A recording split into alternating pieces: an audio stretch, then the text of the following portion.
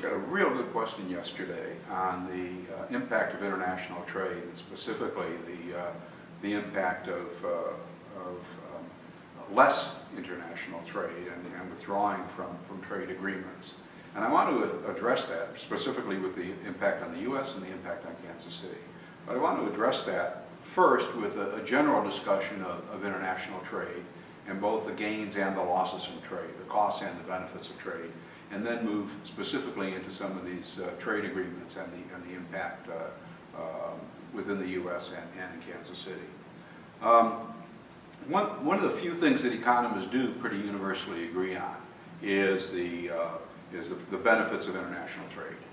And trade clearly has the potential to benefit nations participating in trade. So the gains from trade are pretty clear. You can increase your national output, you can consume more, you have lower prices for goods. So with all of that going for trade, what are the costs of trade? What's the downside of trade? Well, there is displacement of jobs. Some jobs are lost because of trade. You remember the other day we talked about the number of jobs lost through trade over the long term will pale in comparison with the jobs lost through innovation and technology in specific industries. And the job losses in trade are similar to the job losses in innovation in their impact because they do impact specific industries. They impact industries that are less competitive internationally. So, what do we do about it? Do we not trade because of some job losses, or do we go ahead and continue to trade? And my response would be continue to trade, but find some way to compensate the losers, whether it's through job training, relocation, other sorts of subsidies for those who don't benefit from trade. Because ultimately, those are the kinds of jobs that aren't going to be around for a long time anyway. So compensating losers through jobs programs, training programs, relocation programs to areas where there may be more employment, to my way of thinking, will more than offset the benefits of trade in having a larger pie, more to consume. Okay, but the broader issue really, I think, in a political sense, which you really won't get into much, is this whole notion of protectionism and isolationism, which in a political sense becomes, historically has become very, very dangerous. And so the combination of the increased the economic impact, positive economic impact, and negative political impact says, let's go ahead and do trade. Okay, so the specific question then, what's the impact of the U.S. withdrawing from the Trans-Pacific Partnership and the Brexit vote in Britain? What will be the impact on the U.S. and what will be the impact on Kansas City? Well, first let's deal with the impact on the U.S. of the Trans-Pacific Partnership. The impact on the U.S. is going to be significant. It'll be significant in an economic sense because we'll have fewer trading opportunities with nations, or more specifically with companies in nations in the European Rim. So we'll have fewer goods and services to consume, and we'll have fewer markets for our goods and services. So the impact on the U.S. in an economic sense is going to be significant.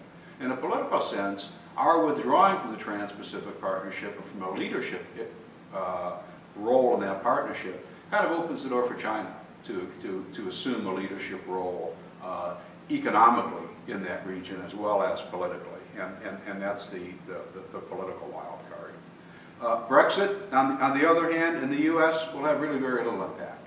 The major impact will be on Britain. There'll be an impact politically, and there'll be a strong impact economically because most of their trade is with the other countries in the European Union. In a narrower sense, my suspicion is that London's role as sort of the financial center for Europe will gradually diminish, and they'll cede that role to some other place, likely Frankfurt, but other places that will assume that role, and that will be a huge loss, a huge economic loss for Great Britain. So these trans-Pacific partnerships and the European Union and all these multilateral trade arrangements, to my way of thinking, are very important. The current administration in the U.S. seems to prefer to engage in bilateral trade negotiations rather than multilateral trade negotiations. And it's very difficult to trade bilaterally, companies in one country with companies and individuals in another country, because the products are not the product of solely one country. The products are products with inputs from multiple countries. The shirt that I'm wearing is made of cotton. It was, if I look at the back label, I'm guessing produced in Vietnam. But likely the cotton for that shirt came from the US. So if we restrict trade with Vietnam that's producing the shirt, we're going to also restrict an export market for our products. And likewise, inputs for most products come from multiple countries. So I think it's unrealistic to expect that we can have only bilateral trade agreements when trade itself is a multinational phenomenon. All right, that's the impact on the U.S. Impact on Kansas City.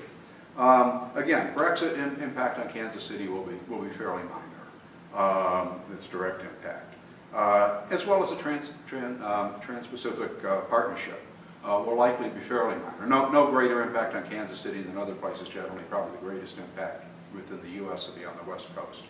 But let me speak for a second about NAFTA, because there's also some discussion of sort of tearing up the NAFTA agreement and beginning again doing less trade with Mexico and with NAFTA, also Canada, therefore, and also establishing a tax, a tariff on goods coming in from Mexico. What impact will that have on the U.S.? It will mean higher prices and fewer goods. On Kansas City specifically, it can have a major effect, because Kansas City strategically is located on the transportation routes between Mexico and Canada. And both the rail and highway transportation in Kansas City has sort of gradually become a hub for trade in North America. And without NAFTA, a lot of those sort of burgeoning industries in Kansas City will likely